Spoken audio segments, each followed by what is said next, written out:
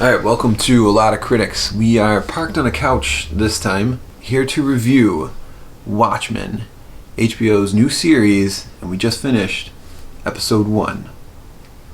Dave, any immediate thoughts? I'm impressed, but I knew I would be. I've come to expect great things from HBO series, so I'm not really shocked that this was excellent. Great acting, great music, great production, just across the board, and setting up a great mystery right away. Yeah, completely see the parallels between the comedian being killed in Watchmen, and now in this one, the sheriff or the head honcho of the police force in Tulsa, Oklahoma, being killed, and that's where we're left with the cliffhanger, or cliffhangman at the very end. And the little drop of blood dropping onto the sheriff's badge as a little nod to the smiley face that the comedian wore where the blood was dropped. Really interesting, really neat.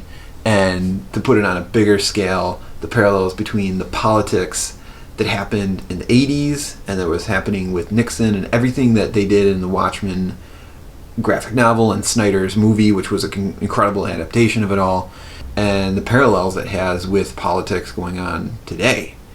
I think going into this, a lot of us were wondering, like, okay, Watchmen. It has the title. What is it referencing? Is it a spin-off? Is it a continuation? What is it? And now I'm starting to see it's basically the same story, just set in a different time. Yes. Yep. One of the things that I thought was really bold about the series was starting with the Tulsa race riots, which I was shocked to see. It's something that people don't talk about, and it took me even until a few years ago before I had heard about it. And I was like, how is this part of our history that they don't teach you? But now the Google searches are going to be blowing up overnight. And if nothing else, the fact that this show is using such a horrific moment, like an ugly moment in American history, as the catalyst for the events is really, like, risky. Really bold. I feel like only HBO could do something like this, where they can have the confidence to go in this direction. And it's clearly going in this direction because the way that they've set this show up, that boy, who is now an old man at the end, he's the key to something. Yeah. We're going to be going back, we're going to be revisiting, we're going to be looking at lineage, and we're going to be looking at history and the ugly history of some characters, and just really a really interesting hook for the series that I didn't expect. Like I knew it might be political, but I didn't know that they were going to launch it with a appropriately disturbing depiction of an event like that. What a way to open. What a way to open. Like, holy moly. Like the silent film that they were showing, and silent film, that intriguing bit that was kind of like the Watchmen world. Little mini verse of good versus evil, clear-cut good versus evil, that we then expand into just evil. So another thing I really liked about this was the new characters that were introduced to, and there's little reference to the Minutemen and the American Hero story. That's this big, movie that's going to be happening soon. So it was neat that we saw all the old ones that we knew about, and then we have these new characters. The Looking Glass, Timothy Blake Nelson's character, was like, interrogation scene was incredible. And if that is his only purpose on the police force, that's incredible. That's just awesome. And the look of him is so neat. It reminds me of Rorschach with the pull down mask, sort of, and the raspy voice. But just the mystery and intrigue that they've given the police force mixed with superheroes, if we're assuming that's what they are. Basically, like they're a costumed. Costume police officers, or a separate detective unit, or whatever it is. And they have their own ways of interrogating and getting the information they need, from being in the little dome to then having the information beaten out of them. So really neat new characters, and I'm excited to see where we go with them, because we've already lost one character that I was intrigued by, but there's definitely purpose with it, because as Watchmen showed, the comedian was killed immediately, but you still had him, and you still had the mystery about him. Why was he killed? Why was Don Johnson killed right away? Yep. So I have no idea. I think the depiction of the police was really interesting, and another thing that was a very clever adaptation of like current social tensions, but in this alternate universe where the cops have to have their guns released and where they wear masks because there was so much violence against them that they do need to hide their identities.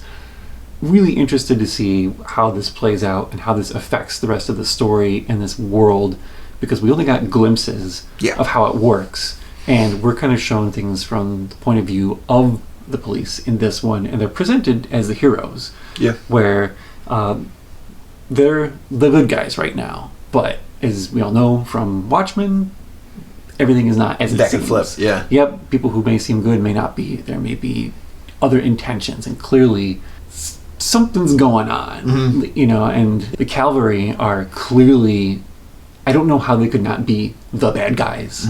They're as like straight up bad as you can get. Yep. So, and they seem to come from a dark lineage as well. Yes, yeah. Cavalry with a K. Cavalry with a K, which is very clever. For the few costume characters that we did have, like you mentioned, they were cool. Regina King as Angela, rad, like awesome. Like she was like the part of the show where when action happened and she was running around, and just her movements and her cape, getting like a real like Neo vibe from it, and like the moves. She did like a flip at one point, and it just draped in like the perfect way, and it's like, that's a cool real world costume where the way it moves and flows. Just enough superheroism, just enough of that mixed in here, because you have to have a little something.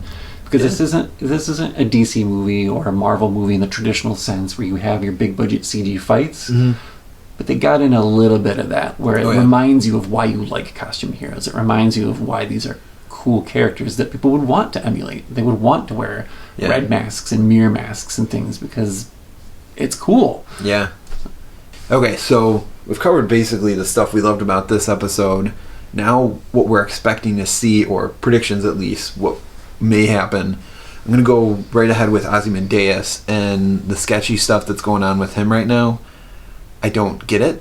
It's really weird. Couple points, the Easter egg, the cake, maybe cake, squid looking from the comic. Like who's the maid and butler that are like weird? Yeah, what's their deal? Something. Something's up with them. Something's up with him giving him a horseshoe to cut his cake that he wanted nothing a part of. Something has to happen more. I'm hoping next episode or future episodes we're going to have more of him and less in the Tulsa story. And with that, I think we're going to have a timeline mix-up in which stuff going on with Ozymandias isn't actually happening in the now. It happened before, and with reference to the newspaper article that showed up in this episode that he was officially we got the news report officially declared dead. Okay, is what it said. So that could be accurate if he's already dead in that time when we're seeing the Tulsa stuff. Yes. If it doesn't happen next episode, I'm thinking it's going to be a transition to it, unless we see Regina King visiting him in the present time. But intriguing that Tulsa is going on in Tulsa, and where he is, it's going on completely separate. So I'm wondering they could take advantage and have a timeline set up where he's doing things before the Tulsa stuff. Yeah. And then by the end, they both meet. Yeah. I think you're right. Yeah. Yep, that's a safe one. Okay. My prediction, squids. There's something with the squids, because in the comic, Ozymandias faked a squid attack on the city, and that is what united everyone against the squids together.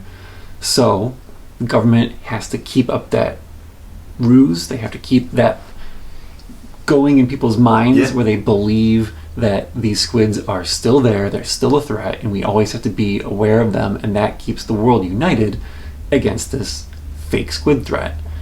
I think as we go along, Angela is going to start to really unravel things where everything starts to come undone, and she realizes it's not as simple as she thinks it is, and there's layers that are going to complicate her achieving her goal of figuring out who killed the sheriff. Yeah.